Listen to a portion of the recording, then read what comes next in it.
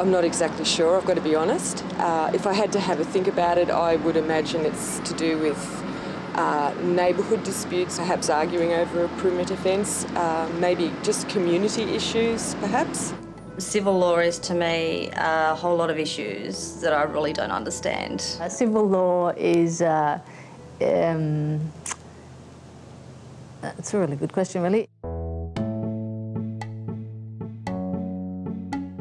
Civil law is the sort of law that people probably experience most in the rough and smooth of everyday life. Here you have criminal law, which is where police charge people with an offence, and here you have family law, which involves people splitting up and divorce and the custody of children, and civil law is everything else around that, all the other bits and pieces. I guess for me, civil law is about protecting people's individual rights. Civil law to me is the protection and enforcement of basic rights of citizens to participate in society.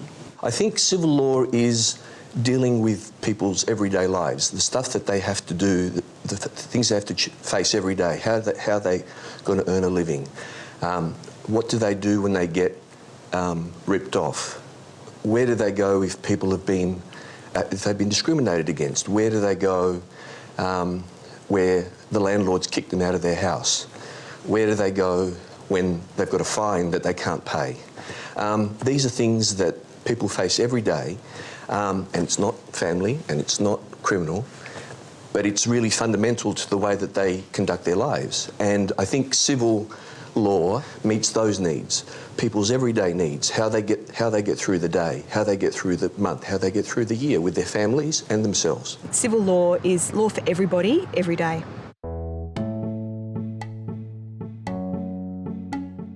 Immigration law, consumer rights, human rights, discrimination, victims' compensation, wills and estates. Centrelink's a big one, as well as tenancy matters. Unpaid debts and unpaid fines debts have a particular impact on disadvantaged clients. It can cause all sorts of problems. They can lead to loss of driver's licence, which makes, particularly in regional areas, makes it very difficult for people to find work. They can impact on a person's ability to find accommodation. They can impact on family life, and they can lead to secondary offending through driving while unlicensed, that sort of thing. The main one in the last few years has been fines, and especially for young people who are homeless and have other issues going on for them. Fines from the trains and not having a ticket, things like that just start stacking up, and all of a sudden they're not even 18 and they've got thousands of dollars worth of debt.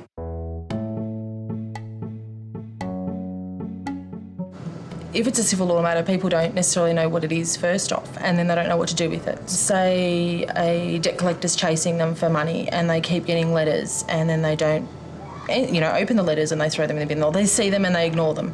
Then the phone calls start and they don't answer the phone, or they change their phone number so that they don't have to deal with it. They think it's going to go away, and it doesn't. It gets down to the desperation stage before we see them.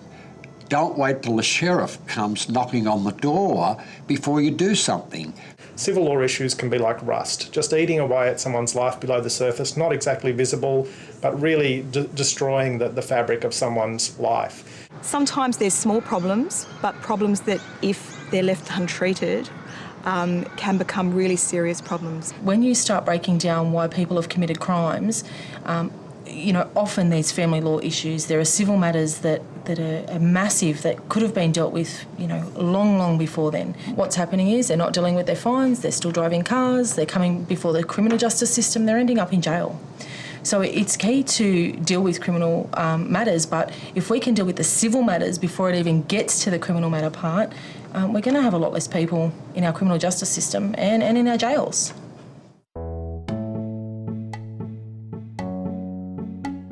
People, when they have problems, they don't come to lawyers first. They may go to their doctors or teachers or friends or like community workers first.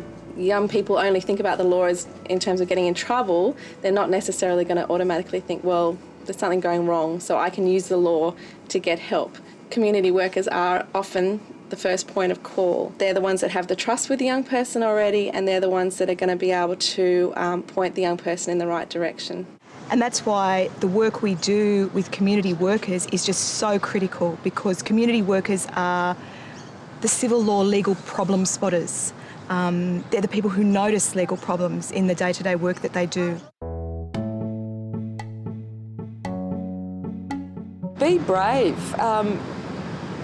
If you have an issue and you feel it is an issue, it probably is an issue. If they don't know what to do with it, even if they're being harassed by someone, you know, give Law Access, give legal aid, give somebody a call, just to ask some advice, because they might be quite surprised at the answer that they get, and that they can get some help from somewhere to be able to deal with the matter long before it gets to the stage where they can't control it anymore.